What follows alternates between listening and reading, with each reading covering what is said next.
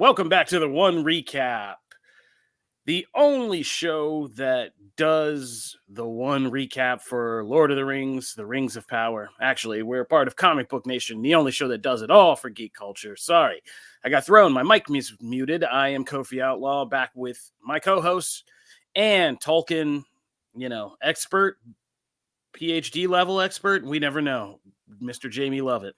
You're going to hype me up and I'm going to make a mistake and people are going to tear me apart at some point. I just feel it coming.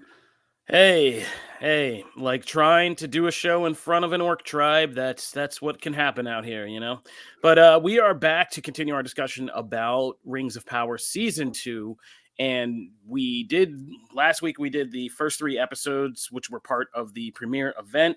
And now we are on episode 4. So if you have missed any of this, I don't know why you clicked on this, but hey, thank you. And make sure you catch our discussion of the first 3 episodes if you didn't know we were doing a whole recap show for The Rings of Power.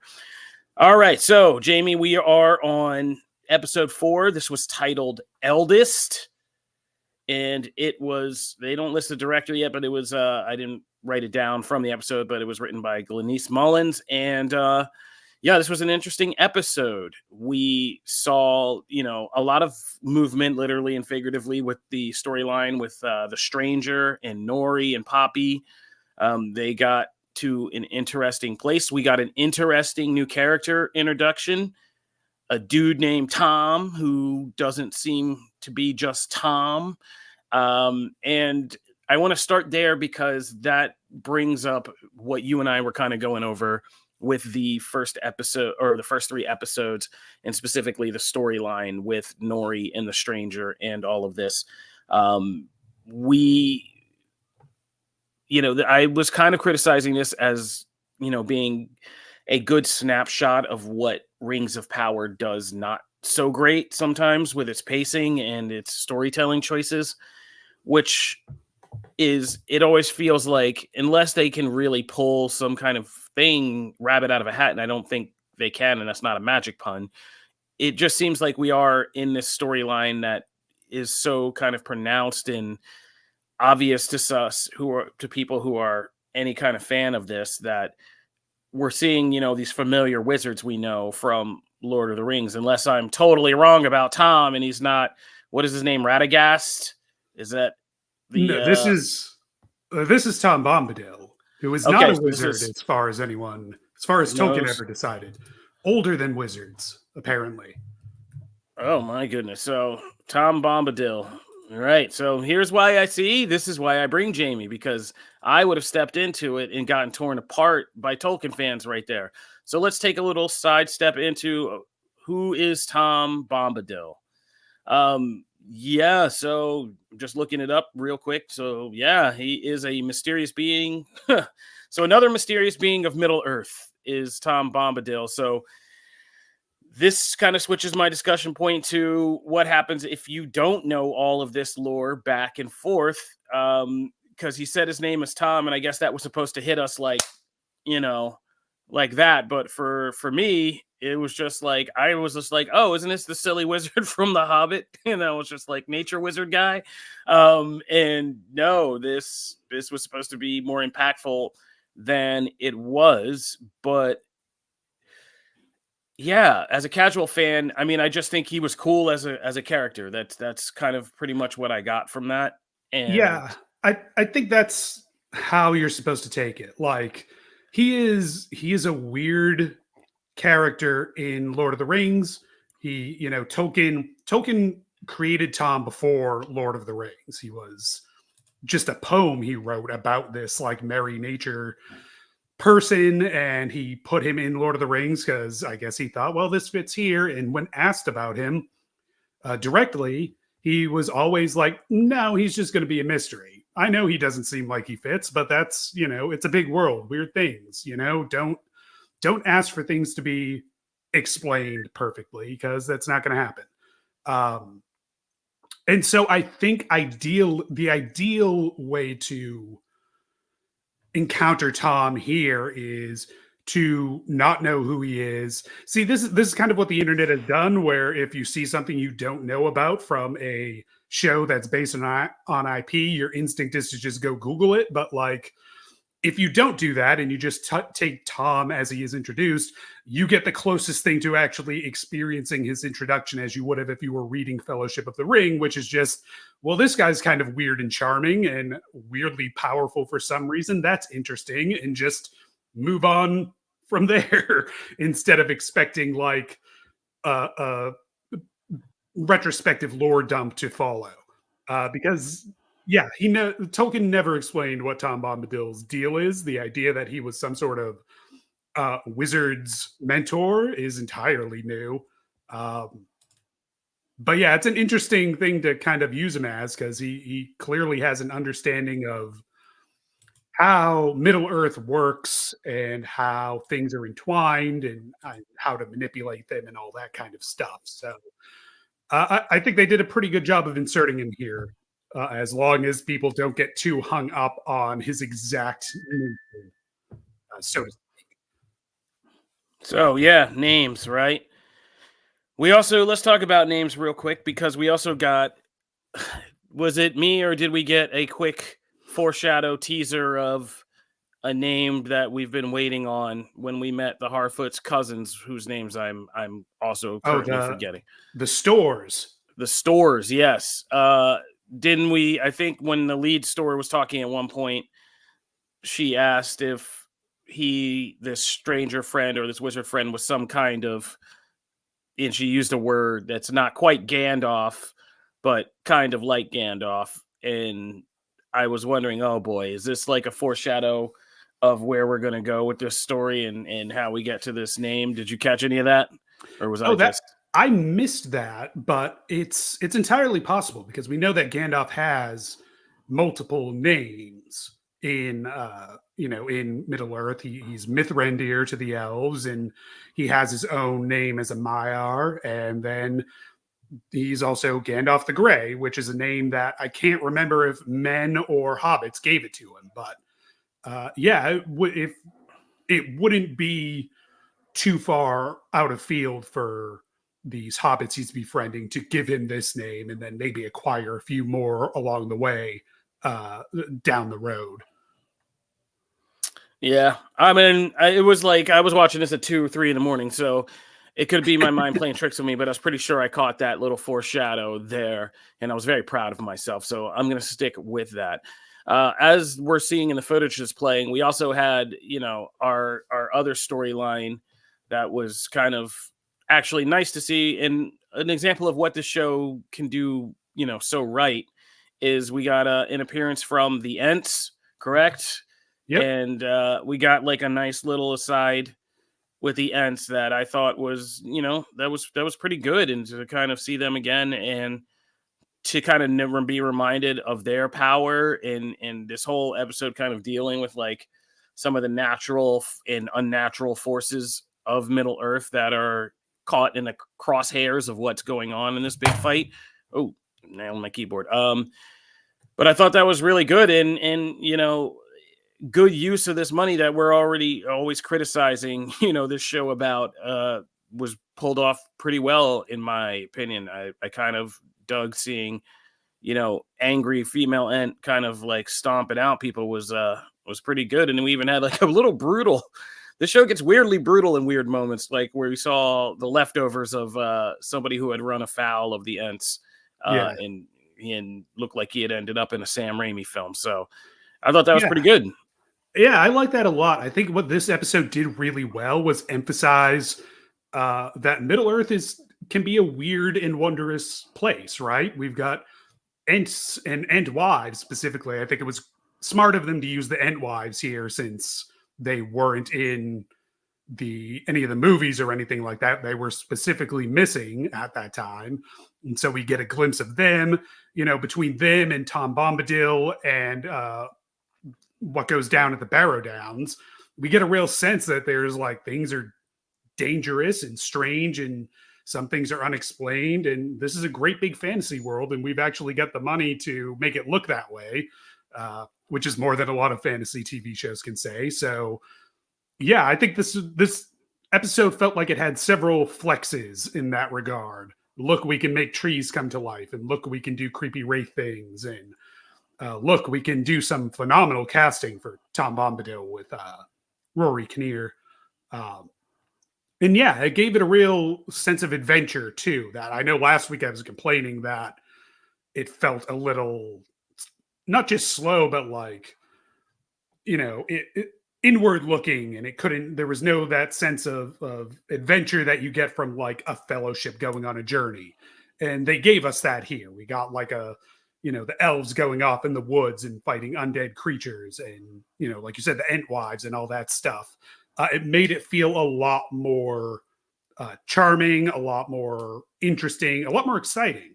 That all these things are just popping up, and like you never know what you might run into when these characters are journeying across that map they like to zoom out and show off once in a while. Yeah, the map is key. The map is key. Yeah, like a couple of things about what you're saying. First of all, I did not know that was Rory Kinnear as Tom, and man, that man is so talented. I'm still haunted by that Black Mirror episode, like where he played the Prime Minister, like that. I will be haunted from that, like by that forever. But it was crazy. He just kind of really transformed into like, yeah, they got him in there. So hats off to Rory Kinnear for being such a great performer. And I think kind of what you're describing is kind of what I liked overall about this episode. Like, I'm still not sold on this show overall, but what I did like about this episode was it felt the most like balanced and plotted out well enough with enough highlights and development to feel like one of those Peter Jackson films condensed into like an hour. Yeah. It kind of moved how those moved, and those balanced ABC storylines with characters here, there, and over there. But it had a little bit of everything, right? It had like a little bit. I like the storyline in this one because we haven't gotten to it yet, but the whole thing with Isildur and what's her name that he kind of finds. Keeping up with all these names is killing me, but I'm totally blanking on her name now. I know exactly who you're talking about. Yeah, the wild woman or whatever. Yeah, the wildling that he finds. I'm starting to use Red Game of Thrones terms. Yeah, the wildling lady that he finds. Yeah, like I was glad that they didn't drag that out. Like that's because we got the tease of that mystery of when she's branding herself, and I'm glad that we actually could have Arendir be like, as smart as he should be and be able to kind of spot that and be like, yo, you got this lady here. She's clearly working for the enemy. But seeing that whole storyline play out was even that was well balanced and kind of exciting to see.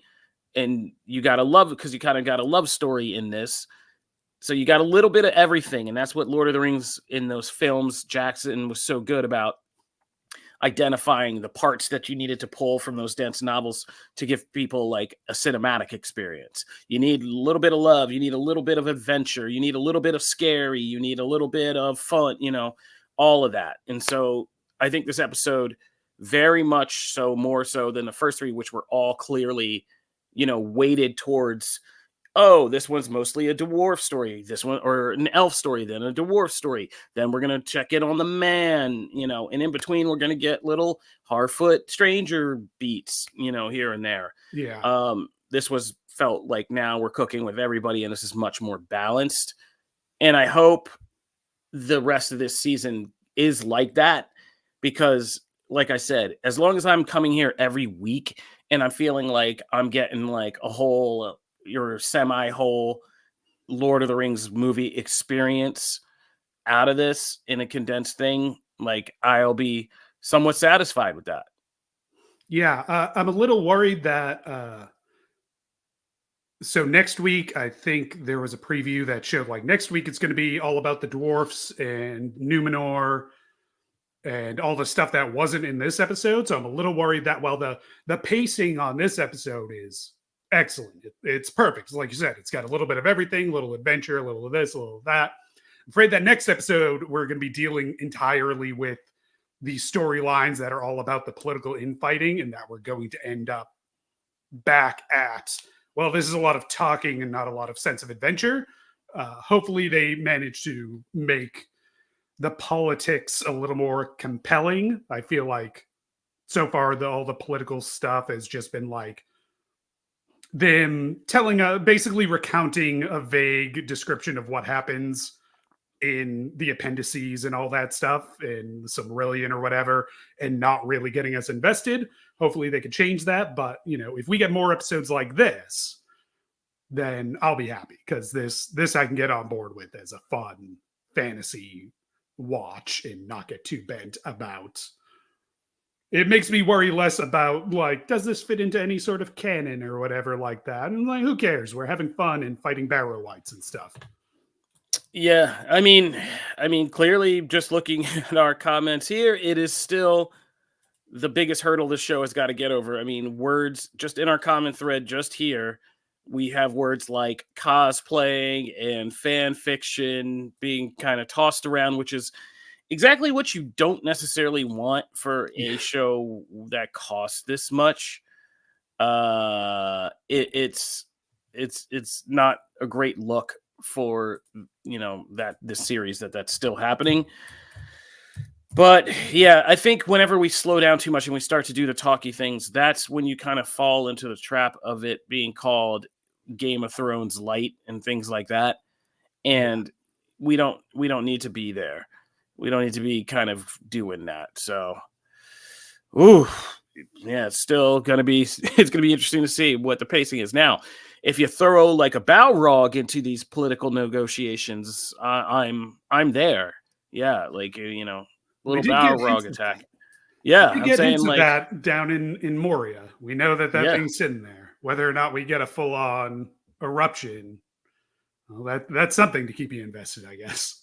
yeah. No, I mean, but like you said in this, I mean, seeing the Barrow Whites, like I wish we had more of these because there is Middle Earth is such a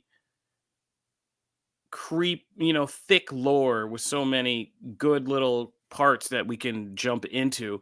And another strength of Lord of the Rings was Peter Jackson was smart about knowing when to just rely on a quick kind of voiceover exposition dump, like, but when things were happening, like we're seeing things happen, and then you hear Gandalf be like, you're like, what is that fiery thing? Gandalf's like, that fiery thing is for thing from the depths of Moria. Long time ago, it used to be an angel, but then it fell. Now it's some hell spawn, and this is called a Balrog. And then it's like, all right, boss battle, start. And you're like, and you go into that. But they were kind of good about doing that. And yeah, like, I mean, I want to keep, like you said, that sense of adventure. I want to feel less like this is Game of Thrones light and more like I'm on, Quest, Quest the show, where with cool kind of Middle Earth highlights to Yeah. it. And yeah.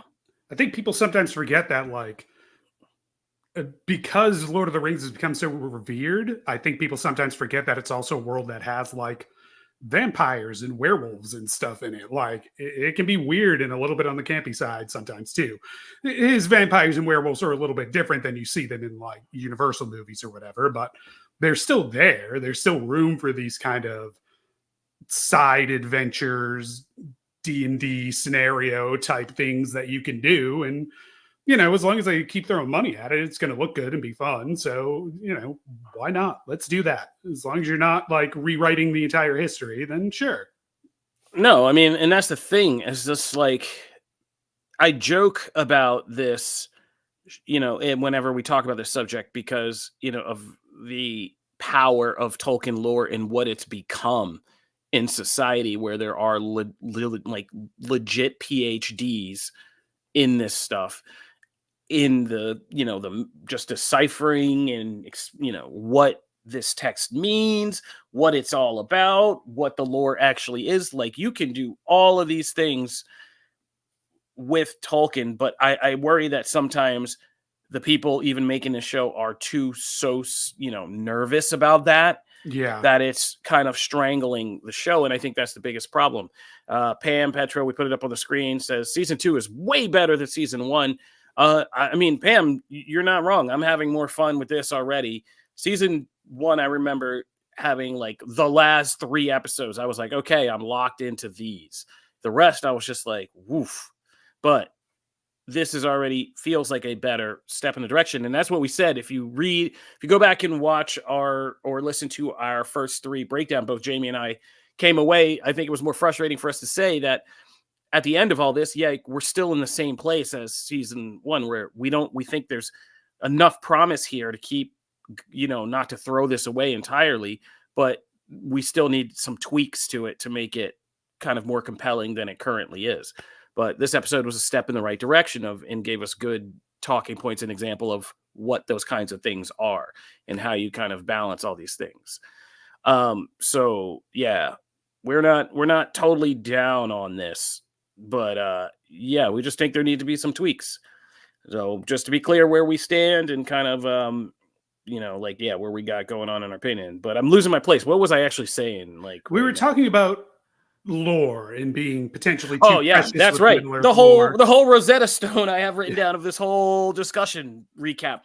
So yeah, that the lore is kind of strangling it a little bit. I feel like the show is in such a bullet point of, even with the creative license it's taking, it's still creative license to be like, okay, but it's creative license according to these little bullet points. And we found little spaces in between there where we want to do little things, but it's not like a show where, like you said, you can take a show where, you're trying to get from this elf city to this elf city, and you go into a forest where there are these barrel wights or vampires or werewolves, and there's a point to that episode. There's something that happens to Galadriel and Elrond, and during that fight that helps them resolve this, internal conflict they got going, and that's a whole episode of TV. Or at least that's the whole episode of that storyline. And this kind of loosely does this, but like, you don't need to be always on the beaten path of the canon bullet points. Like, take an episode, detour, get weird in like just like a little side quest, and enjoy these characters and what you can do for bringing us out of legend and closer to who they are as people. Let the actors, really play with them in just human moments that have nothing to do with larger canon, and doing all those things that we love from a TV show and longer form storytelling. So that's kind of like where I've settled in on this, because whenever this show does that and has like weird little moments, like Isildur possibly going Jon Snow on us, it has nothing to do with the lore of Isildur, but it's the most interesting that character's been to me. Yeah. And just where that storyline ended up as an episode of TV is more interesting to me, Yeah, to that point, I think one of my favorite parts of this episode, which I did like, I like this episode. One of my favorite parts was that bit at the end where Elrond realizes or explains to the other elves, like, Galadriel didn't sacrifice herself to save us. She was protecting the ring, which is such a statement about how that power and all that it represents alters all the dynamics, all the political weight, friendships, pretty much everything from the ground up in Middle Earth. Because we're only now getting to see what's possible of its healing abilities, its restorative abilities. And yeah, that's a big thing to be carrying around and potentially worth one or more lives to protect, at least in Galadriel's eyes. So it's interesting to see that. That was one of the more human, like, this is about these characters and who they are, at least in this version of Middle Earth, that the show has given us, because it broke it down, took the big idea and focused it down into something that was about the characters as well, as opposed to just being the broad strokes of everything. Yeah. So, I mean, that's kind of, I think that pretty much sums it up for me. Let me say too, you were talking about the lore and them not being precious with it. I think possibly if they're going in the direction that I think they're going with it, all that stuff with the Dark Wizard seems to be the biggest swing they've taken with that, the whole lore of everything. By the way, the show seems very good at hiding very good actors and dressing them up in ways no one recognizes. Nobody seemed to realize that was Kieran Hines. Yeah, I did not realize that first. No. Just like I was like, what, you got Caesar? Mance Caesar, I just rewatched HBO's Rome, like good sword and sandals, Yeah, one of the trend-setting sword and sandal shows. But yeah, I had no idea that was him. I yeah. was like, oh man, just like Rory Kinnear, like, yeah, it's crazy. Even like the actors that you talk to, like Morfydd Clark, everybody, you just throw a big wizard beard or some elf ears on somebody, or dwarf nose, and it's crazy how much it can throw you off about who's under there. Like, oh, other good actor that I didn't even know was in this in the beginning, not to go on a complete tangent, was Ben Daniels. Ben Daniels is a fantastic actor, and I didn't know that he played uh Siran, or the older wise elf, the kind of maker, and Oh, the shipwright, yeah, the Curtin. shipwright, Curtin. Yeah, Curtin. Kierden, like, yeah, he's Ben Daniels from things like the Exorcist TV show, and he had a little brief role in some of those Star Wars sequels. But yeah, so it's nuts what they can do, just keeping, like you said, people dressed up and fooling us. Yeah, All right. yeah. The big. Uh I mean, people, okay, so we got somebody, DEY is over on Facebook. Shout out to the live viewing audience who's watching us right now. I would say, like, this is one of those things, like, where, we can get too literal. Like, Tom Bombadil isn't necessarily, he's saying that Tom Bombadil, I guess he's not happy that he feels like in lore, Tom Bombadil doesn't get involved in the things, matters of Middle Earth, but he's technically not doing that in this. I think they walked a safe line where he's just helping the stranger, kind of. He's giving off wisdom and helping, pointing him in a direction, but like, it doesn't mean he's like putting his thumb on the scale in any kind of way. Yeah, this is also clearly Tom. I mean, Tom in the Fellowship, they make it clear that he stays within his realm, like physically, like there are his lands and he doesn't leave them for whatever reason. So just the fact that he's in Rune, this place off to the east, is a break from that. So you can either be angry about that because it seems to be a change from what he was doing in the Fellowship of the Ring, and in that case, then nothing he does in this show is going to make you happy because he shouldn't even exist in this particular place at this point. Or you can look at it as, look, he's the eldest, he's been around forever, and we only see him in the Third Age in Lord of the Rings. So who knows what he was doing and where he was before that? Maybe this is a story about how he ends up over in his lands, which are actually closer to the Barrow Downs, and setting up shop and deciding he's not leaving those boundaries or whatever. Who knows?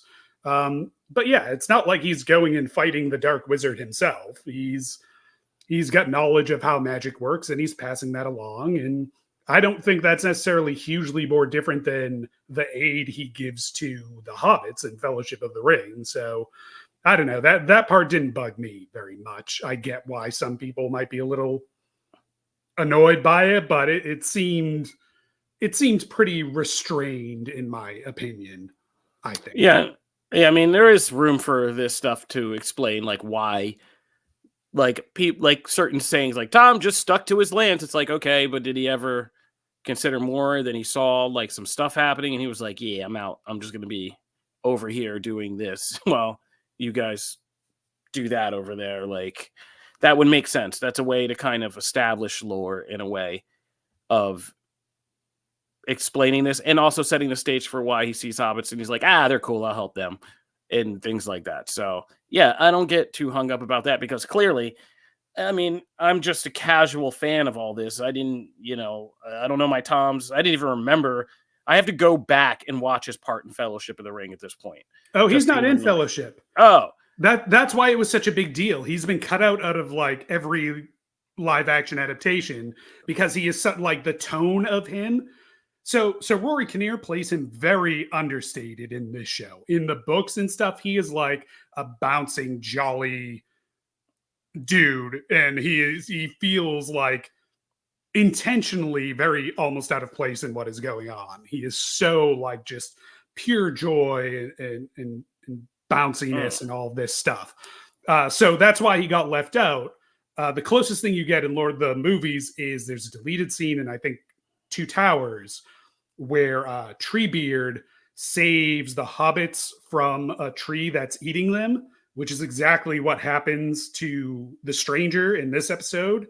And Tom comes out and is like, drink deep, sleep, blah, blah, blah, and basically sings it to sleep to free them. And that's what happens in the book is he does that to save the hobbits from Old Man Willow, which Peter Jackson gave those lines to Treebeard as like a nod without having to put him in there. And then we get a version of that actually happening with Tom Bombadil in this show. So it's like three times removed. We've gotten all the way back here. But yeah, he's a weird character. Okay, so this is why Jamie has to be here to oversee all of this, eh? Man, that is a crazy bit of history. So, I hope everybody who was really on Team Tom has happy-ish about this, but it sounds like, once again, somehow we've pleased no one. Like, people either don't know who this is or why it's this important, or there's been people who've been waiting for this for a long time, and now because he's in Rune, we've ruined it. See what I did there? Rune. Yeah, anyway. I see. So, yeah, I don't know. So it brings us back to the central dilemma of Rings of Power.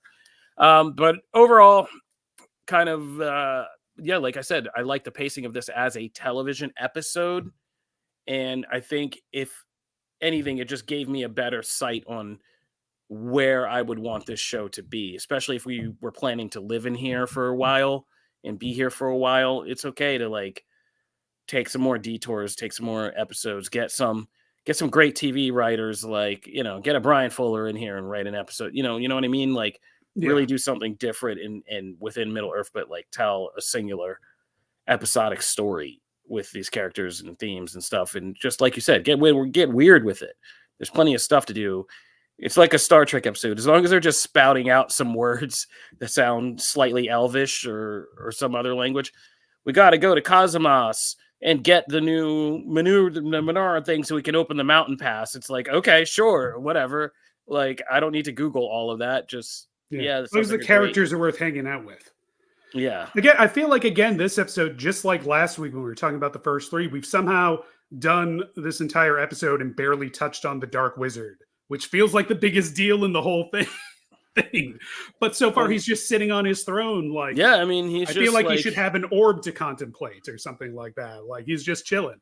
All right, well, let's get since you're an expert, let's end on your Dark Wizard theory, because you've been kind of holding back, and I feel like you want to kind of get this one off. So what do you think is going on with that? Okay, so the big hint we get in this episode is Tom saying that Stranger, or Gandalf, or maybe not Gandalf, who knows, isn't the first wizard that he's had chill out in his home and learn stuff. And we get, so the implications of the Dark Wizard probably came through and whatever. And so the big theory is that this is probably another one of the Istar, most likely one of the blue wizards that depending on which version of Tolkien's writings you're looking at, may have preceded all of the other wizards in coming to Middle Earth. And I think Peter has a clip pulled from my interview with the showrunner where he kind of hinted to something along the same lines. I don't know if Peter, you want to run that. Wizard in this season, and that feels like a on its face a somewhat new concept based on what we know about wizards and Tolkien. Can you tell me at all anything about like what role he plays? What does Dark Wizard mean? Like fallen Maya? Like what are we dealing with? Good question. I don't know that it's that new of a concept. We have seen throughout Tolkien that, powerful beings are tempted to evil. Gandalf will not carry the ring, for he fears, the evil it could do through him. Saruman turns to evil, believing that that's the best way to save the world, in whatever twisted logic he's come up with. So we know that good characters can turn to evil, and we know that even wizards can turn to the dark side, so to speak. And watching how that's going to play out with Kieran Hines is going to be, hopefully, a real thrill for people. I think you just seeded several fan theories that will pop up on the So yeah, he's drawing a comparison to Saruman, who we know goes evil in Lord of the Rings. And like I said, there are different versions of the blue wizards in Tolkien's writing. originally he envisioned that they went to the east and maybe to the south, and they were supposed to help fend off Sauron's influence there, and basically failed and kind of succumbed to evil themselves and started magical cults. He never really gave it a ton of thought because they weren't necessarily relevant to Lord of the Rings. But it seems like that is kind of the direction we're going at with this Dark Wizard. So the theory is that he is one of the two Blue Wizards. But then later on, when Tolkien wrote about the Blue Wizards, he kind of reversed course and decided, well, they must have succeeded in stymieing Sauron's efforts in the East. Otherwise, the men of the West would have lost the battle with Sauron because he would have had way too many forces, way too many people from the East to come shore up his defenses.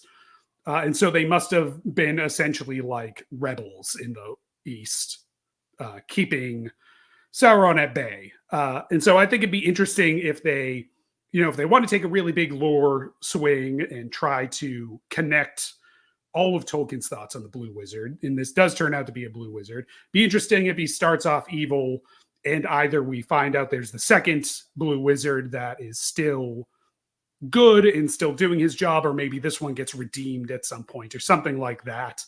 But I don't know if anyone has any other theories, but I think the surest theory about this Dark Wizard is he seems like that Blue Wizard who got here before the other Istar and wandered off and turned evil and started this magic cult, that cult being the mystical people that were in the first season looking for the stranger and all that stuff.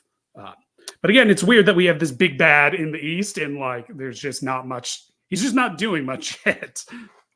Well, I mean, that's the whole thing with this show is this show does like a lot of in-betweeners. Like Adar is kind of, he's like noble orc father, but also baddie. He's in between Sauron and everybody, and he kind of shows up, but he's kind of not there. And this is kind of par for the course with this show, but I've thought it was going to be one of the Blue Wizards because that's a safer place to build in because, like you said, it's one of the more vague aspects of Tolkien lore. And so, yeah, I always thought it would be like one of those things, but it'll be interesting to see. As Marsalis Coleman's coming in saying the Dark Wizard isn't Saruman, I've also thought about that one. Like, it would be kind of an interesting twist to know that our faith in Saruman the White and that whole image was always misplaced because this dude had started out, and maybe when he first got down here, his first raw impulses were to go to the place that we eventually know he goes to. But that, if maybe him and the stranger actually connecting and magicking together, they're like Eternals, they and then that is kind of a redemptive thing. That would be interesting. Like, that would actually be a very interesting thing. And that's the kind of stuff I like in prequels, like doing something that we don't expect, a chapter of somebody's life that we, don't know about. Because if you're ever middle-aged like us and you start dealing with your parents plus adult life as a parent yourself, you begin to find out all these crazy chapters, and you're like, wait, what? You did what? You were who? And like they're like, yeah, and you're just like, man, never knew any of this when I was a kid. But yeah, so that's interesting to see. So I've also been big on the Saruman theory, but again, that's such a touchy thing with so much lore and blah blah blah. Like, I could see them just building on a Blue Wizard because that would be new. It'd be something we haven't really touched on yet, just like Tom. So those are my kind of final thoughts. Jamie, did you have anything else you wanted to get into? No, I think we covered most of it. We didn't discuss the stores too much. They're a little different than how they're described in the books. In the books, they so a store. If you don't know, Smeagol in Lord of the Rings comes from store lineage. I forget how old he is. So there are three types of hobbits, and they all kind of interbreed until there's just hobbits left, right? And it becomes like I can tell you that I'm kind of Italian, but I'm not from Italy, right? It's that kind of thing. But the stores is described like they hang out in marshes and wetlands. So the fact that they're in this dry area suggests that this is the stores before they really find the place where they want to call home. So that I would guess is the journey that they're about to go on, and seems to be kind of the journey that all of these Hobbit predecessors are on at the moment. So we'll see how that goes. Yeah, Burroughs, we got a whole little Hobbit overarching kind of lore mission, holy mission for a Mecca, and it was I was like, oh man, I kind of dig this, and it made me happy because it made me feel like, yeah, the Shire is now so. It made me feel like, and this is again what a good prequel do, the Shire is this much more precious and important place. In Lord of the Rings, I was just like, oh, these dudes just love their grasslands. I get it. And now it kind of shows you the kind of the richness behind that, and yeah, and also why they would be the ones to help banish the evil from Middle Earth, these people who just wanted the simple thing, like a simple home and all of that. So yeah, that was good. I mean, it was interesting in that actress playing the lead store was really good. That was just her demeanor, her whole thing. I do like the people playing the hobbitish creatures in the show. They do a good job. And seeing Poppy in that poor kid, oh nobody, kind of have a little moment, like you said. There was cute little things that could be too plucky elsewhere were just cute and enjoyable in this. So yeah, man, there's so much to cover in these episodes. Whew. All right. That'll do it with my glowing enthusiasm for continuing to comb through all of these Rings of Power episodes. I mean, they are dense. So I'm just like you said, I just forgot a whole major part of this because we were talking about so many other things. But thank you, Jamie Lovett, for joining me again. And we are Comic Book Nation. We are an entire nation of podcasts. And we, in addition to doing our one recap after shows, we have a bunch of other podcasts that drop every week. And I'm sure we have something that is up your alley as a fan. Every Tuesday, we have Anime Initiative. The ghosts are coming. We have Anime Initiative every Tuesday for all our anime fans. Our crack anime team is out here telling you about all the new stuff happening in anime culture, plus digging into deep questions like what will be the next hot anime after the kind of current run of shonen things are ending, like My Hero Academia and Jujutsu Kaisen. What's going to step up in Attack on Titan? What's going to be next? What's the next wave? Every Wednesday, we do the pull list where Matthew Aguilar, my co-host, and I, and special guests like Jamie Lovett, kind of dig into the big comics of the week. And I think sounding like we're going to be doing more. We're going to have to do more of that in this show. So we're maybe even getting into some bigger, more rapid fire kind of comic reviews and the poll list, because we have a lot of that to cover. Every Thursday, our gaming team takes on big questions in gaming culture for Quick Save, our gaming show. And every Friday, we do a Comic Book Nation live show right here on these channels you're watching now or listening to now, where we take, interact with you guys, the fans. So be sure to subscribe, hit the button, because we do it all every week, plus after shows like the one recap. We got Penguin coming up. We got other big things coming up this fall. So we'll be busy and we'll be out here. This is Comic Book Nation. We're out of here. Peace.